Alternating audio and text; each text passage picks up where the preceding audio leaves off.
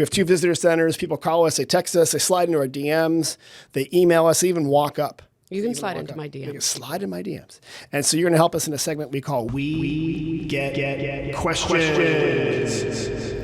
You haven't seen these questions. I have not, Yep, that's the best which part just makes it so much more It's fun the for best me. part. Actually, no, I love it. And shout out to Jan and Dennis and Diane today who helped me get some more questions because I walked up to them. I said, I only have 2 questions.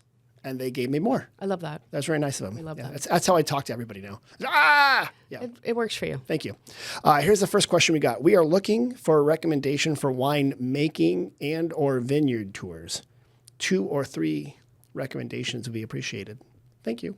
Oh, wow. Yeah. So vineyard tours and possibly I think when they said winemaking, they don't want to make wine. I was going to say that They just want to learn more about how wine is made. immediately, Yeah. I mean, if they want a job, right. yeah, you can do that. part. But most tours show you how they make wine, but they don't force you to make wine. First of all, put on this high-vis vest and get out there in the field.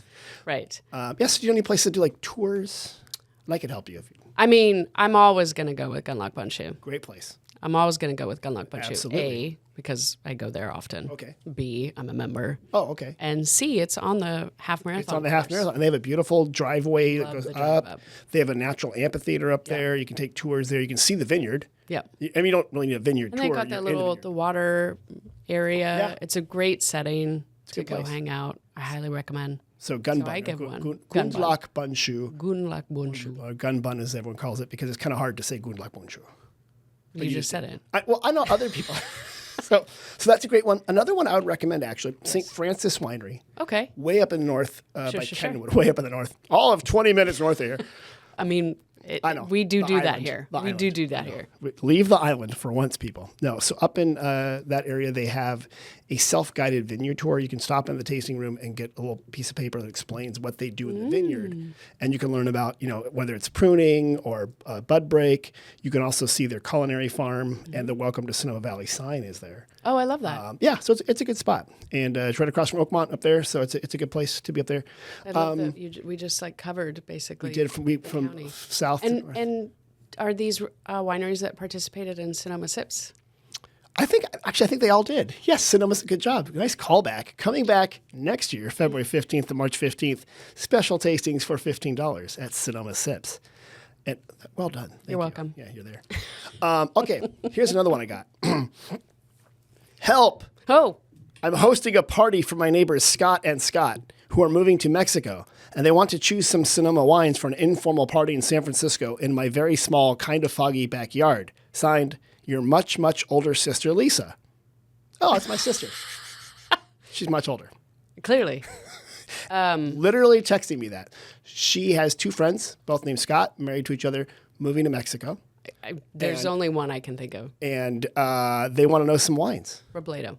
Robledo, that's a good one. The best story. Yeah? You know, it's the first migrant-owned winery in the entire country. Yeah. That's actually a good call.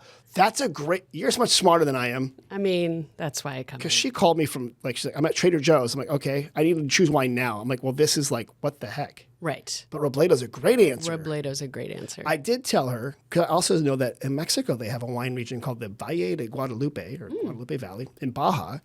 And I said, you probably, in the United States, have to go to a wine shop to find a lot of Mexican wine, because this might shock you, but we're surrounded by Sonoma wine. Nuh-uh. This might What? shock you. Stop I love it. the Robledo story. We could have done that. Oh, that was so good. Okay, so that's a good one. So you have to Absolutely. Ask me back. I'll come back. I can do this That's a good anytime one. for you. Anytime. So Lisa, Robledo is what you should get. And you can visit them to get their wine. They're also in some stores. And I mean, the tie-in to well done. Sonoma. Yeah, you're and right there, the Mexico. whole thing. Yeah. Okay. And it was funny because when she called me, I was like, oh, it's a nice sunny day. I'll get let's get some rosé and some Sauvignon Blanc. She goes, I'm in San Francisco. It's 55 degrees right now. I'm like, I forget. Right. You drive an hour Right. and you lose Yes, 20 this degrees. is why we live here. I know. This I'm is why we I'm live covered up and wearing a hat out here. Yeah. Okay, good answer. This is when people came up to us at the visitor center. Okay. And they said, hey, my grandparents used to live in Sonoma, and we have the street that they lived on. How can we find their old address? You stumped me. Yeah, that's Good a hard job. one. That's a hard one. Okay. So let's say, Cool. do you know your grandparents give me one of your grandparents' names. You don't have to give me your social security or anything like that. But it's just their first name. That's a hard. Pops? Pops. No. Okay, so William. Let's just Sure. say Okay. William. And let's say his last name was William. The Conqueror. Oh my God. You're going way back. Deep cut. In 1066, my granddad lived in Sonoma. He arrived on a boat with a bunch of angry Danes. Okay, that's great. William, that's like the first word that popped in your mind. Like, you just had like a world of history flashback. William the Conqueror. Okay, so William the Conqueror. Here's how we can find out where he lived in Sonoma. You're right, it's hard to find. You can go look up a property deed. You can look up a voter roll.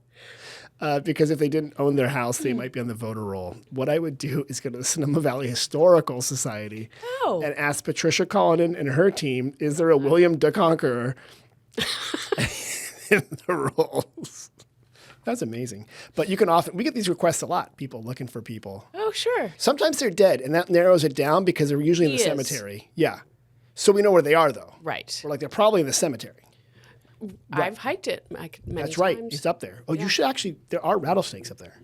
You know that. Yes, you have to be careful. And the deer. You know what the deer? I love the deer. They're up there. Yes. So they're up there. I see the deer all the time. You know, if you talk to a deer like a dog, as opposed to like freaking them out, they're very chill. Really? Oh, yeah. Every time I've been up there, they don't run away from me. You clearly don't talk to the dog the same way I do.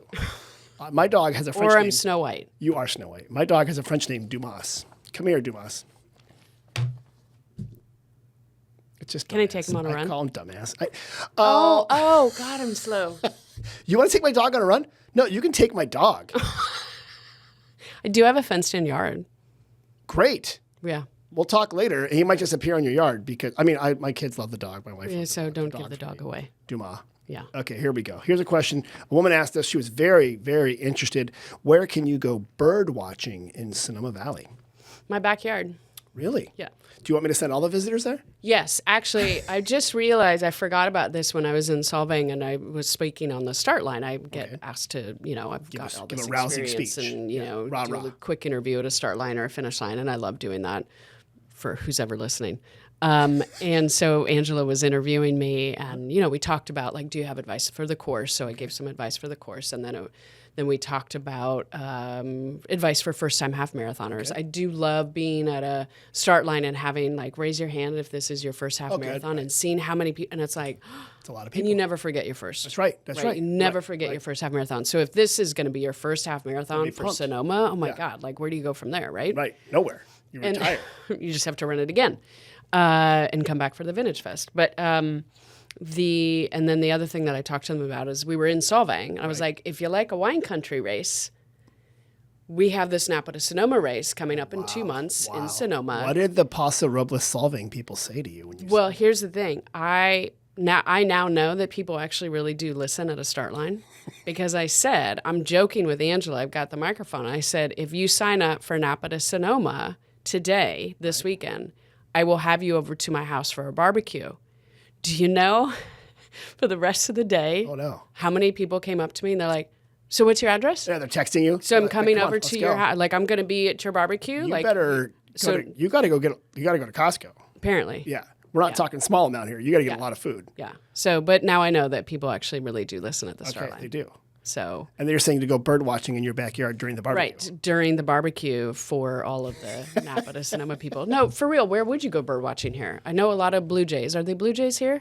They're called I don't scrub know jays. them personally. They're called scrub jays. Scrub jays. And actually, I've noticed part of moving into middle age is to have an anger issue with a scrub jay in your garden. Because I have a scrub jay that I have beef with. See, I like the scrub jays. Yeah. You might have mine buries just peanuts and stuff, and he pulls up all my plants. Oh. So my whole family jokes about my fight with a scrub jay. Oh, I hate that guy. I'm going to get him. Right. So, no, we do have, other than our backyards. Yes. Yes, there's bird watching. Getting back to the question. There is bird watching. You mentioned the Overlook Trail is a good place to go bird watching. Yes, great place. Sugarloaf State Park has bird watching. Yes, getting all the places, Jack London. You can also move down what's called the Pacific Flyway. So that's the migration up and down the coast from Washington down to here, down to Mexico. If you go down to the Bay Area, the Baylands, not the Bay Area, Baylands, there's a fair amount of bird watching down there as well because they go to the wetlands down there. So Wingo, when I mentioned Wingo, that's actually an old ghost town on the Carneros region down here. And a fair amount of birds traverse there. A ghost town. It's a ghost town. Oh, yeah, it's a ghost town. Do you know who's there? Who? William the Conqueror. We're going to do a whole ghost thing too, because speaking of We have ghosts. ghosts here, don't we? Well, here's my question for you, Yes. ghost person, since we're talking about numbers and stuff. How come all ghosts are always like Victorian babies and they're never like, listen, you don't hear about ghosts from the 60s, do you? No. All ghosts are Victorian babies. There's never ghosts from other periods. Why is that? That's not true. Isn't some of the ghosts up by the mission? Those aren't Victorian babies. Okay, you're right. Well, you're right. Okay, so maybe there's some other non-Victorian baby ghosts. But every time I hear someone telling a ghost Where are story, the ghost babies. I don't know. Supposedly in the plaza. That is interesting because when I read ghost stories in hotels and stuff, it's like the person. In fact, I think there might be up in Calistoga. I think that there's a haunted. I think Really? I read a story about that there Is was it a haunted Victorian? hotel. No, it was not Victorian, and there were no babies. Is it Edwardian? Maybe Elizabethan? What period is it? or high collars. So This whole podcast is supposed to be about the Napa. Sonoma. it got real off track. But see, there's a pun right there. Track. See? How Whoa, bring we it brought back? it right back. Thank you for that. That was You're really good. welcome.